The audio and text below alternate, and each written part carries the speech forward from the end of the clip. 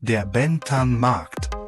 Dieser legendäre Marktplatz ist nicht nur ein Handelszentrum, sondern auch ein lebendiges Stück Geschichte dieser pulsierenden Metropole.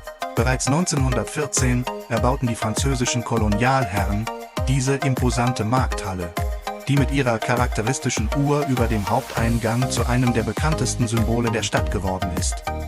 Doch die Geschichte des Marktes reicht noch viel weiter zurück. Schon im 17. Jahrhundert war hier ein informeller Handelsplatz der lokalen Händler. Heute erstreckt sich der Ben Thanh Markt über eine Fläche von mehr als 13.000 Quadratmetern und beherbergt über 3.000 Verkaufsstände. Beim Betreten tauchen Sie ein in ein Labyrinth aus schmalen Gängen, wo sich die Düfte von frischen Gewürzen mit dem Aroma vietnamesischer Spezialitäten vermischen. Von traditioneller Kleidung über handgefertigte Souvenirs bis hin zu frischen Lebensmitteln. Hier finden Sie alles, was das Herz begehrt. Die geschäftigen Händler präsentieren stolz ihre Waren und laden Sie zum traditionellen Feilschen ein, das hier noch immer zur Marktkultur gehört. Besonders beeindruckend ist die kulinarische Vielfalt.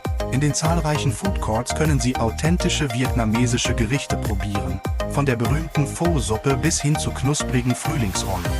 Die Köche bereiten die Speisen direkt vor Ihren Augen zu, was den Besuch zu einem echten Erlebnis macht.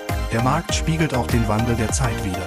Während morgens hauptsächlich Einheimische ihre täglichen Einkäufe erledigen, verwandelt sich der Markt am Abend in einen beliebten Treffpunkt für Touristen und Nachtschwärmer, die das lebhafte Treiben und die beleuchtete Atmosphäre genießen.